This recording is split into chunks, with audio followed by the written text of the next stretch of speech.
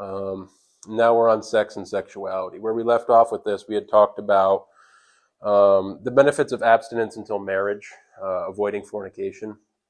That the divorce rate of people who actually succeed at being abstinent until marriage is like 5%. That's 10 times better than the world's percentage, which is about 50% divorce rate. So ultimately, following God's ways is way better for us and for our marriages. And so sleeping around just leads to divorce. This is practicing divorce. We covered why it degrades and erodes the values in society. And so that kind of segues into the next topic I'm going to talk about, which is homosexuality. And I think that understanding how sexual sin erodes families and marriages and society at large is important for that scope when we move into homosexuality.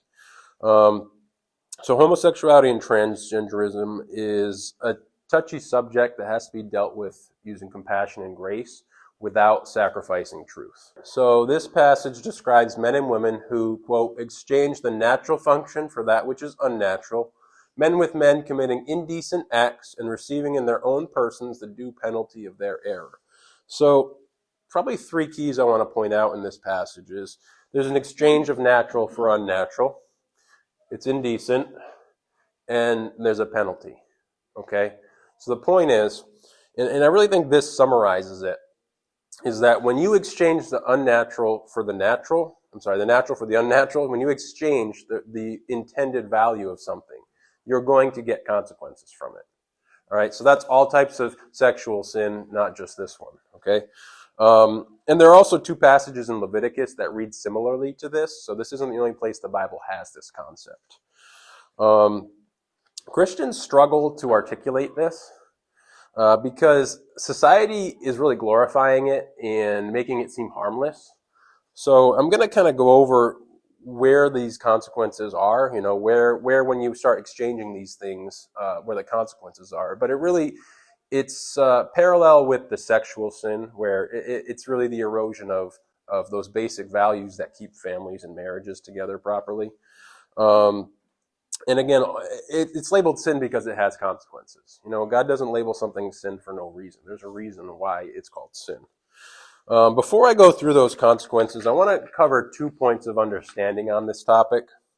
First is that we should welcome and love gay and trans people and welcome them into the church, invite them to church, try to get them involved in church, just like you would anybody else in the world. We shouldn't be treating them any differently than anyone else. Homosexuality is in the same class of sexual sin as like fornication and pornography, and we don't treat anyone doing any of those things any differently. They're all just people who are living in the world, all the same.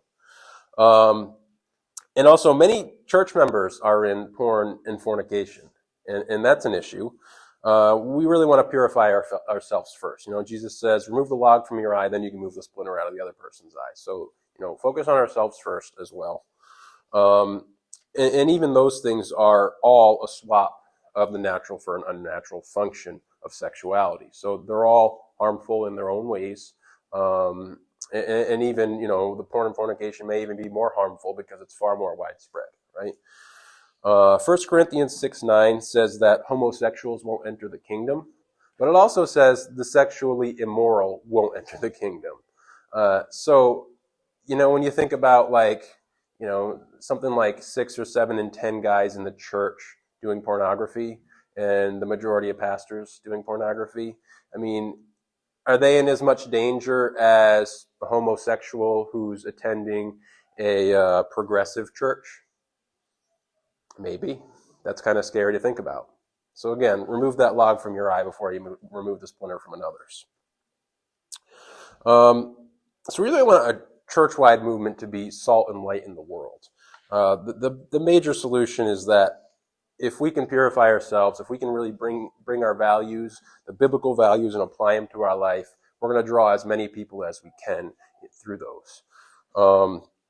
It's going to show that we're healthier, happier, that these values have meaning and purpose, and they're good, and our marriages and our lives will be successful, and that's going to shine through into the world.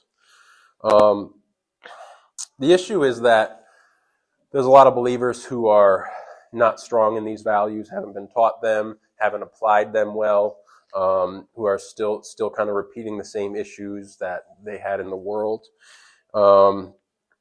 So, for example, couples, like I said earlier, couples who practice abstinence until marriage, that strong biblical sexual value, their divorce rate's like 5%.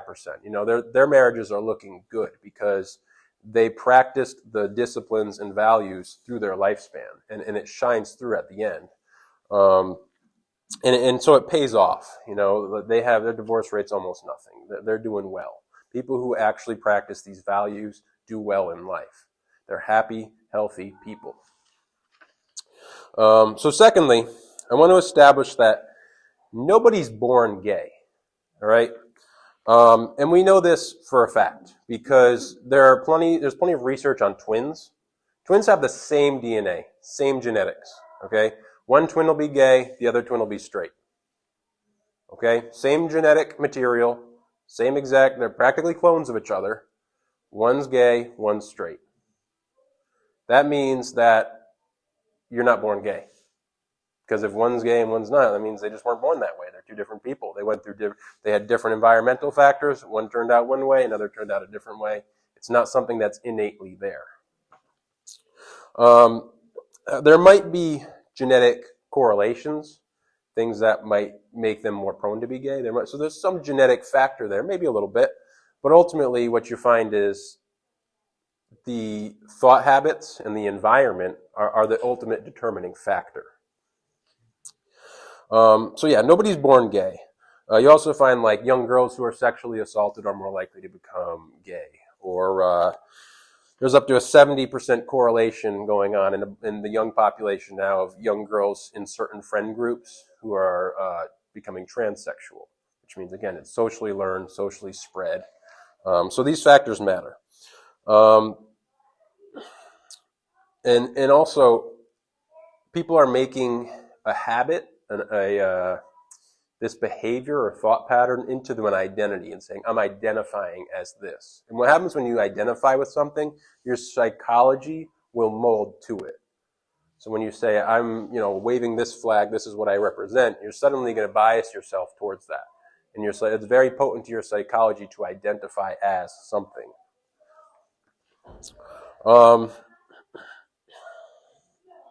And lastly,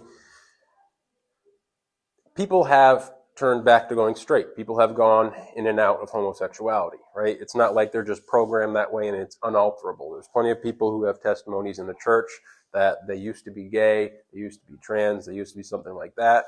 Then they came to the faith, they came to Christ. It changed their life, it changed their perspective, it changed their values. They suddenly became happier, healthier people, and they went back to a normal, natural lifestyle. So now I'll give 4 reasons of what these consequences could be. And again, they're very similar to the sexual immorality in general.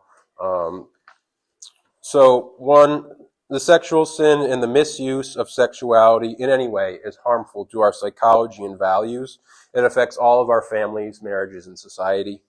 There's less sexual safe space in same gender areas, and when you start taking away that, there's more temptation in those areas. So that's something that's very unnatural, is to be in a locker room full of boys and then thinking that there could be sexual connections in this place. Generally your genders are supposed to be separate and sexually safe in those separate areas. Gay men are also very promiscuous, very risky, and have far more sex partners on average. And when I say far more, I mean far more. 2, the rates of STDs in gay trans people are so high that they have a shorter life expectancy, especially as the majority of people with HIV are gay and trans. So that's a significant number. 3, mental health. Choosing an unnatural lifestyle has consequences that affect our mental health. There's higher rates of substance abuse, depression, suicidal thoughts, anxiety, and eating disorders.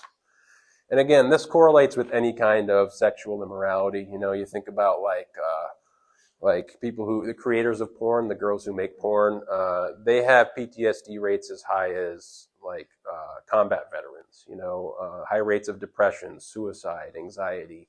The sexual immorality, it's hurtful. It damages relationships. We can't have relationships and close relationships the way that God intended them. Sex is not being used as a glue to bind a marriage together, but rather it's being used as something it's not meant to be, and ultimately it loses its value to hold two people together. When you start taking a tape and sticking it everywhere, if I stick some tape on everybody, it's not going to hold to where I want it to hold anymore. It's now a useless piece of tape. My values have eroded. Do you think that they realize the reason for the depression and all that stuff? No, I don't think people realize why they're depressed and anxious. A lot of people have depression and anxiety.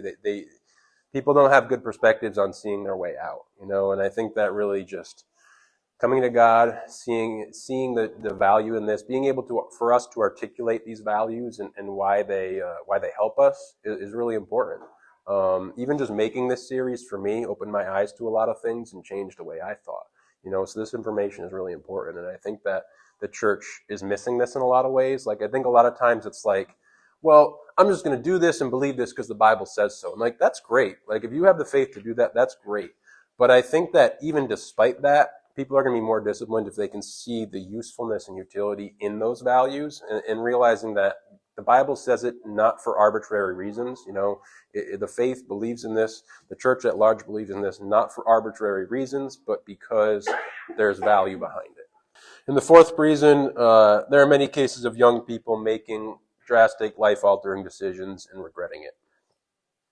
So LGBTQ and all sexual sin is harmful to individuals. It erodes our sexual values in society.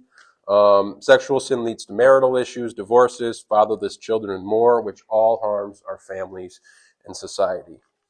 So ultimately, we should love and befriend gay and trans people and invite them to church just like we would love and befriend anybody. They're not any different. They're just people in the world just like anyone else. And we need to prioritize and clean up our own sexual sin within the church. We want to preserve the truth and also live it out. And I do have links for some of my sources. This is the sources for some of the sources, at least, for all of those, for all that research that was in there through that values series. So that sums up the values in general. Let's see.